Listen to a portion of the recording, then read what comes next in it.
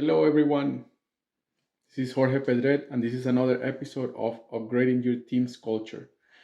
And in this episode, we're going to be talking about it's just me. So, I'm going to be talking about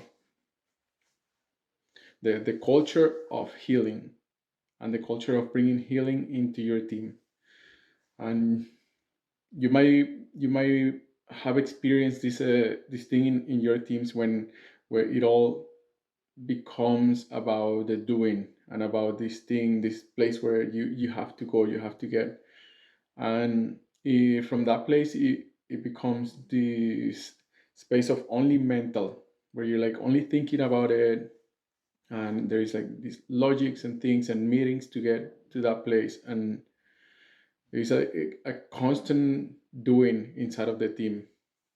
And what I have experienced from these teams is that it's not sustainable. Like there is these teams that occur and that happen because there is money in between, and then there is the other idea or belief that we need money to survive. So there is like this need and this great belief of that we need money to survive, so that we work in these teams of only doing.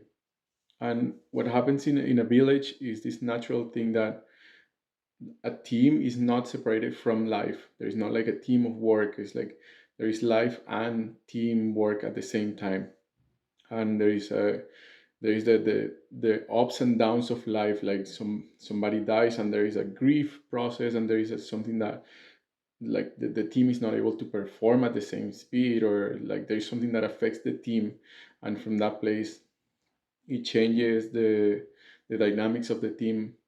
So what happens that now that we have extracted that from the village, like the village is happening here, and then work is happening here, and the work that's happening here is to get the money so that you can get it back to the village. But then, so then what happens is that this becomes a place of performance, a place where you have to perform, a place where you have to be doing, and that you are valuable because of what you do. And it's not like you're valuable just because you are a being, because you are because you're alive. It's like you're valuable because you are doing, and once you're not able to do that thing, then you're out of it. So what happens in these teams where there is no healing, or actually where there is no this other modality other than just doing, then it gets into like tension. It gets into like this unsustainability where people get burnt out, or they get doing the work out of a place of have to, out of like an obligation, and it's not like out of a place of authenticity, like authentic service that I want to be there. It's like no, it's like I have to make the money, and this is the way that I make the money. And so it kind of like kills the individual, and the individual ultimately has to like take a vacation or take a leave or quit that job and find something else. And and it's like a constant frustration, or even like an impossibility of being anywhere else other than in that job and having to do that job. And it gets like into these like patterns of exhaustion, of depression, of getting sick. And then of course that affects completely the how the performance of the team. So the team is not only focused on this doing, but now they're working with individuals, team members that are stressed, and they are depressed, and they have anxiety, and they're looking for something else. So where does healing come in here?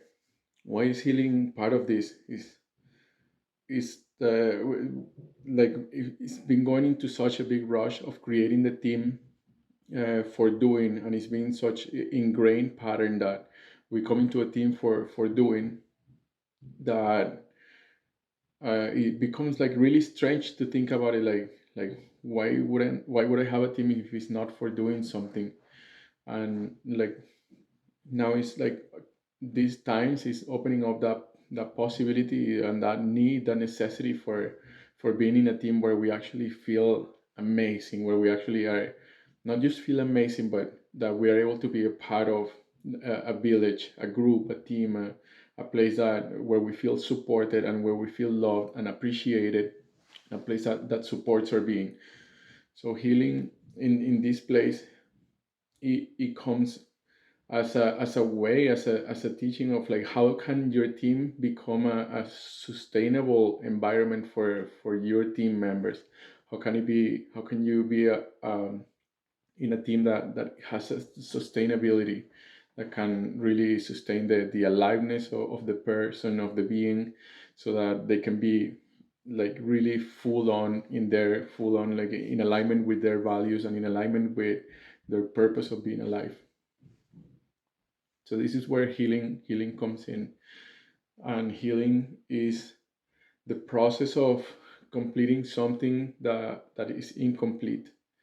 And in this, and for example, when there is a life event that is traumatic, there is a high emotions, and this could happen with an accident or somebody dies, or which is completely part of life and totally happens, or there is a life crisis, or there is a sickness, and then something, there is high emotions that get incomplete, that get in a way like there is a trauma, there is a shock that happens to the body, and it is not able to be completed, and it goes in the body, and the being goes into a different state of operation.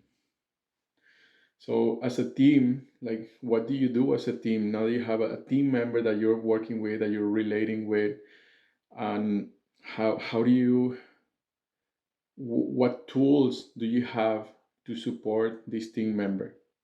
And this is where the healing tools come in, which is like understanding the alchemy or the chemistry of healing, which it comes into this incomplete thing. There is something incomplete that hasn't been completed, or that it started a process, and the process cannot be rushed. You cannot just take that person and put it back up there. It cannot be forced. There is a process that has started of of healing a trauma, of being in a shock. And so if your team has these tools, and it has these distinctions to deal with that situation, then you are more likely to have a team that is sustainable, a team that's actually like freaking powerful team. That if you have this in your team, you can offer these tools to any member in your team, any person in your team can reach out to others and say like, I have this incomplete emotion. I have a I have this trauma that is burning me inside, and I'm angry, or I have grief, or I'm sad and I'm not able to get out of my sadness, or I am scared and I really don't know what to do with all of this fear, and the fear is staying and it's not going away. So this is like signs that there is a something that is incomplete, something that is not allowing the person to be right here, present in the moment. And so once you have that, like it's like your team is there, your team member is there, and you're able to hold the space, which is an essential skill for healing. Is this essential skill that you're holding the space for that person to complete their emotions. Let's say that this traumatic thing happened in somebody's life, and then no, they haven't been able to process it. They haven't been able to say to anybody what happened, because they're still in shock perhaps. So then the space holder, somebody that's holding space for healing, is like holding the space for that person to complete that cycle. I said I was in my house and my house burned down, and all of my things, they are burnt, and now I don't have a place where to live, and there is like emotions inside of this, and the space holder is there to help the client, the person that's healing, to navigate their feelings, so that they can get to feel all of the feelings and emotions that happen during that traumatic event, and so that they are heard. And then the space holder completes their communication. I hear that you feel angry that all of your things burn down. And then when this completion happens, when the healer, when the person that's healing listens, somebody else, another consciousness reflecting back what they said, and they feel heard, they know that that person heard, like that, yeah, that's what I said. There's a yes, it's a yes inside that happens, And it's very clear, yes, that happens, that you get the ding, like there is something that got completed about that, and the healing starts happening in that. So there are these are the tools that you as a team you can gain for creating a team that is sustainable and creating a really like super power team for really like being in aliveness, being in authentic self for yourself, and also in bringing a new way of teamwork into the world that is not based on doing, but is more based on authentic being, on